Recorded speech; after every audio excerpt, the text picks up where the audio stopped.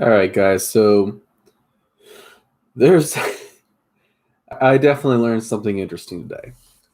So here I am following this particular publication on social media. And I thought this publication was going to be about basically about business and economics and things like that. Um, but every single thing they post is all about, well, this person said a bad word, or oh, this person said something offensive, or I don't like this person. At one point they quoted Candace Owens and cut her sentence in half to make it mean something totally different from what she actually said.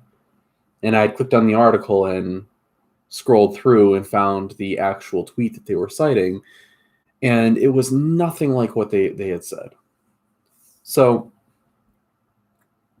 this particular publication, which for this video shall remain unnamed, because for this video, it's just not the point. It was interesting because they'd be pointing out all of these problems in the world and all these problems in society, and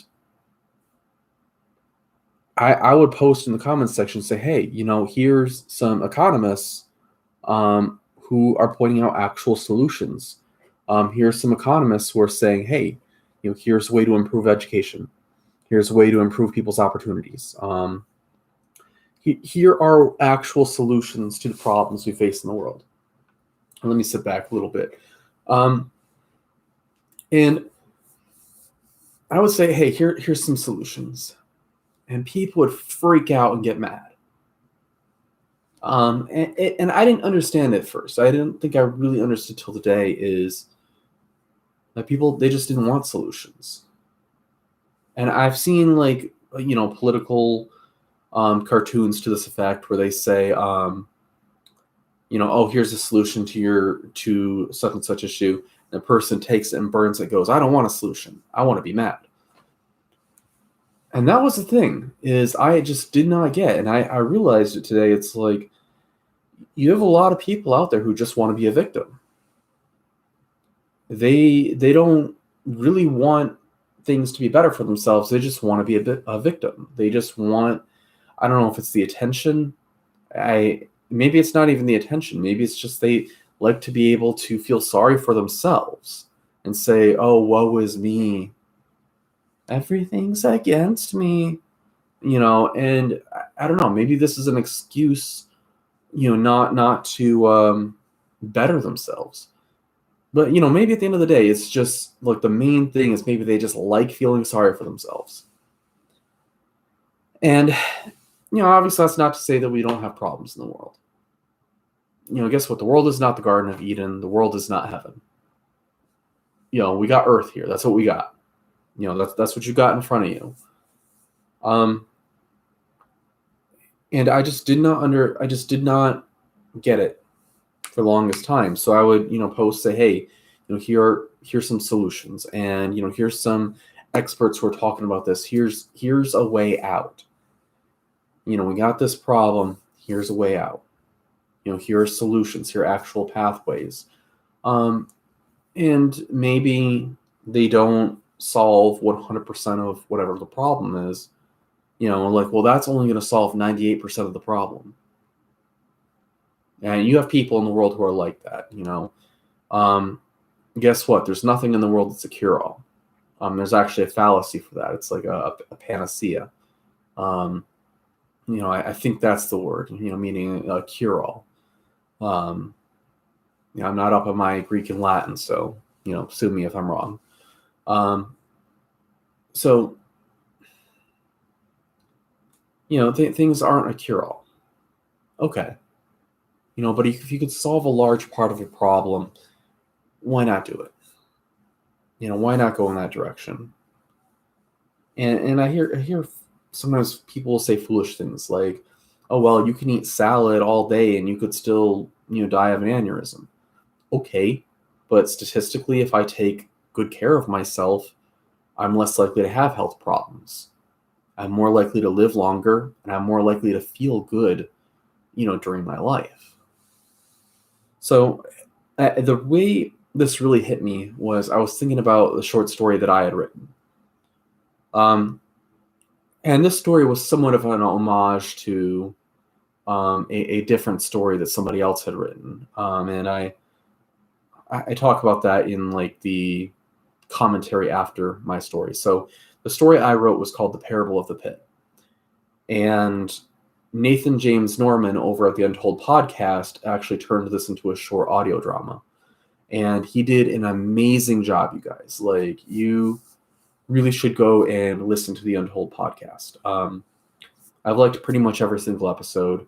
I can't really think of any off the top of my head that I truly disliked. It's a great publication. You should go listen to it. So episode 99 was my story in a dramatized form. And, Pastor Nathan, he's absolutely amazing. He made my story come to life. And the Parable of the Pit was, I don't want to get too much into the detail. I don't want to ruin it, but it's basically about somebody who isn't willing to help themselves, just basically wants to feel sorry for themselves.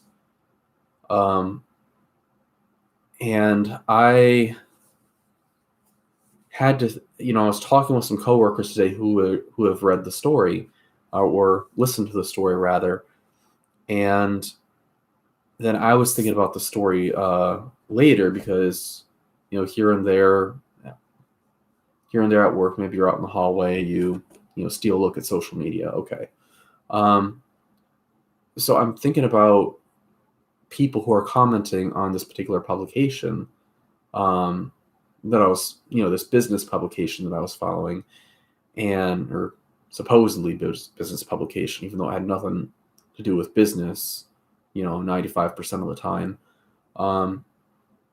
And it finally occurred to me, like, these are people who are in a pit. They want to feel sorry for themselves. And there's a lot of people out there like this, and they'll use excuses. They might want to say, well, I feel sorry for myself because this happened in my childhood, or this person left me, or that person was abusing me, and those are real issues. Like, don't get me wrong, but at some point you have to be able to get past them. And that doesn't mean don't mourn. That doesn't mean like don't have the hurt feelings. But it doesn't mean you won't like hurt, because it's okay to hurt. But sometimes people will use that as an excuse not to put one foot in front of the other. Not go and get their degree, or go and seek counseling, or go find a relationship, and basically move forward with their life. It's you can move forward with your life even when you're hurting. But there's some people out there, they just want to be a victim. And in our day and age, like, the social justice warrior stuff, like, it seems like it really revolves around that. It really evolves around this victimhood culture and this victimhood mindset. It's, well, I can't get ahead in life because of my gender or because of my ethnicity. Like, I refuse to use the word race in that context. So I understand here. It's like, so I'll use terms like ethnicity. So people blame their gender, their ethnicity. It's the fault of the straight, white, cisgendered, heterosexual men. And they look at me and it's like, oh, you're the enemy. And I'm like, but then I'm not neurotypical, so I'm about as different from other people as you can get. My brain works fine. It just works very differently. I'm very smart, but you want to talk about diversity. You should be talking about diversity of mind. That should be the top of your list if you value diversity. But you have people who, they look at you because you're demographic, like, oh, you're the enemy. I'm like, no.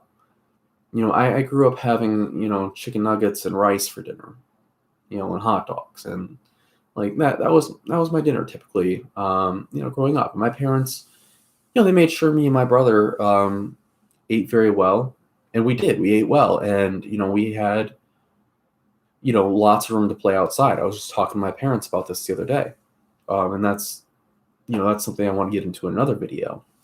Um, but I grew up. I never missed a meal growing up. I was always fed. I was always taken care of. My parents showered me with a lot of love. We weren't eating steak and lobster every night, but I had everything I needed, and I had a very good upbringing. So, but that's to say, like, I didn't consider us to be poor, because I didn't have a poverty mindset.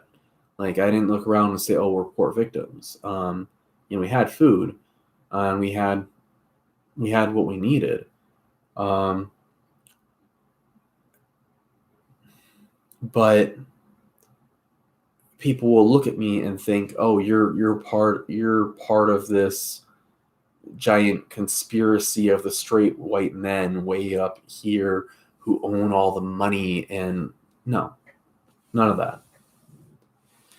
So I don't know. Honestly, I think it's really stupid. I don't think people really think this through. I don't think they think beyond that kind of mindset. I think they just want to be a poor victim. And I think that's kind of a problem, is that we've made victims into heroes. And some people who have been victimized by things, become heroes. They become heroes out of the situation. They become better. They become better people. Um, but far too often we look at I think far too often people will look at people from the past, and they'll look at the obstacles they've overcome. They'll look at, hey, this person was victimized in this way, and then they became amazing. And instead of focusing on how they became amazing, they want to focus on the victimhood part and make this the hero part of it, and not this. And I don't, I'm not sure if I can understand that way of thinking. Maybe I can. Maybe I can kind of understand it now. Now that I've put things together more and realized that I've been trying to make sense of something that just doesn't make sense. The way people think about things doesn't make sense. I saw a video just yesterday of a reporter walking around on the street. "Oh, we're talking about password security. So what's your password?" And then she put the microphone to people, and they would tell her their password. They're like, "Oh, well, yeah, my password is this." And people are like, "Oh, why do you want to know my password?" "Oh, so we can tell you if it's secure or not." "Oh, okay." And people go along with it. My brother once told me, he says, "Greg, I don't think you realize how stupid people are." And, I told him, I think you're right. And I don't know, I saw something the other day. I don't remember exactly what it was, but I was like, to say that that person has rocks for brains would be an insult to rocks. And I wasn't joking even. At this point, I was like, I'm not even joking anymore. That rock, like, that person is stupider than a rock. Because, like, even the rock, its intelligence is 0. Some people, they have, like, negative intelligence. It's just what they do is just totally destructiveness. Just I don't know what is up with them. But basically, this is what I want to do with my life. Because I think I've kind of elaborated the point here. Yeah, there's some people out there who are stupid, who wanna be victims. Like one of the characters in my story, The Parable of the Pit. And it is kind of amazing how I keep learning from a story that I wrote myself. There's also characters with this sort of motif in Atlas Shrugged. And there's a short story whose name I cannot remember off the top of my head. But I reference that story in the comments of parable of the pit, so you'll be able to find it there. It was written by a Jewish rabbi. So what am I going to do with my life? I have been watching these podcasts by somebody named Lewis Howes, and I got his audiobook, The School of Greatness. As you guys know, I write, for the New Christian Intellectual.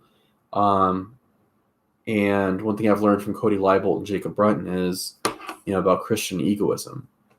It's this idea that you should do good for your own life. We've gotten this perverse idea from Kant that you have to, that the highest moral ideal is to help others while causing harm to yourself. And as C.S. Lewis points out, and I mentioned this in other videos, that's not the biblical ideal of love. The focus with the biblical ideal of love is not that. And I've talked about that more in other videos, so I'm going to digress for now. And I am coming out with an article, hopefully this year, on where I critique the philosophy of altruism. Altruism doesn't just mean doing good to other people. Altruism, in its proper definition, is a whole philosophy of ethics that Kant put together. Anyway, I am focused on making my life better, doing good things for myself. And I'm realizing that if I want to argue with somebody, if I sit around arguing with somebody who just wants to be a victim, I'm not going to go anywhere. I think it was Winston Churchill who said, "You'll never get to where you want to be if you stop to throw rocks at every dog that barks." And so I'm repeating a lot of the same concepts that I've mentioned in other videos, but honestly, I think a lot of these things are worth repeating. They're worth saying again. It's important to say them again. And I think if you have a victimhood mindset, everybody out where you think people are out there to get you, people want to come after you, walk away from that. Pray, repent of that, because it's really sin. And don't get me wrong, there are times where life is going to be tough. I'm 32, and I just moved out of my parents' house. When I was almost 32, so almost my 32nd birthday, a few months away, I finally got to move out of mom and dad's house. And mom and dad love me very much. They let me live at their house, that long, because they wanted me to be successful in life. And I was trying to find work. I was trying so hard. And I had bosses who treated me unfairly. I had, some were better than others. Most of my bosses were great. Most of the people I've worked with are great. I had a few who were dirtbags, though. Oh, actually, you know what? I take that back. I've had one who, well, I don't know. I'm trying to think of them all off the top of my head. I had one that his employees, he barely stepped foot outside the door and they'd be calling him an a-hole, out loud. So he was a real piece of work. Let's put it that way. And I've had other people who just were not good people to work for. But I moved up. Most of the people I worked for were good people to work with. So I just kept going that ladder. Working a lot of contract jobs. Working jobs that paid $12 an hour here, $13 there. I thought I really had it made big when I was making $15 an hour. And you know what? That's a lot more than what most people in the world make. Even with $15 an hour in the United States, you can live better than most people in the world. Might not be able to do that in, downtown New York City, because that's going to eat your rent money right there. You're not going to have anything left. But if, you live in most parts of America, $15 an hour, that would be living like a king compared to most people in most of human history. So I'm already at the 20-minute mark in this video. So I really appreciate those of you who are watching live. Please feel free to say something in the comments section if you would like. Not sure what else to say on this. Just don't do this. Don't go be a victim. Even when I was in a tough spot and I really felt victimized. And I think there were some people who did things here and there that were not correct, towards me.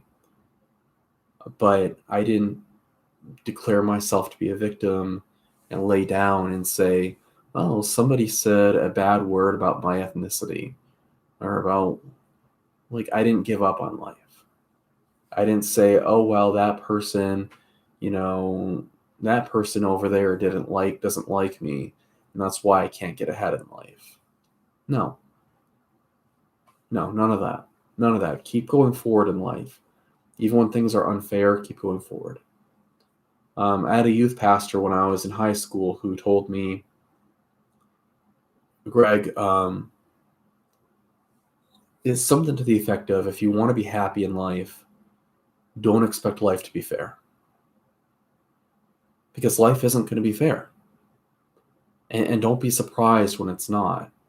Don't be surprised when things are unfair in life, because that's what's going to happen, and you should expect it. I don't remember his exact words, but that really stuck with me. And so that's, I think, what I have to share about this. And I really hope and pray that people in this video, if you have a victimhood mindset, if you have a victimhood culture, if you have, and I'm talking about your personal culture, not necessarily the culture of the people around you, not necessarily even the culture of your family. You can have your own personal culture and your own personal mindset. And it should be a mindset of the focus on the Lord and focuses on success, not a mindset and culture of I'm a victim.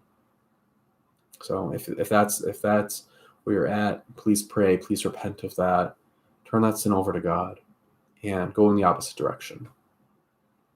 Me right now, I'm focused on losing weight, and it's finally working.